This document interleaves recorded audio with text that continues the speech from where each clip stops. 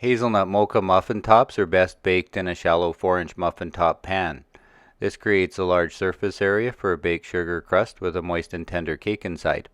Adding a cinnamon whiskey drizzle icing makes them extra succulent and intense.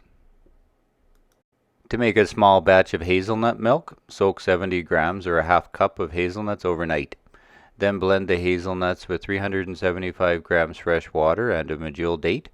Then strain through a nut milk bag. To make 6 hazelnut mocha muffin tops, prepare your pan with butter and a dusting of flour, and scale the wet and dry ingredients separately.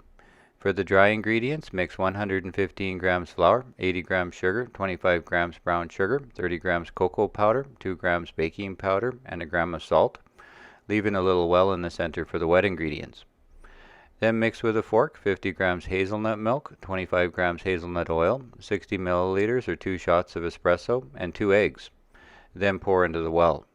Next, mix to combine using the muffin method, which is to fold the dry into the wet ingredients using less than 20 strokes.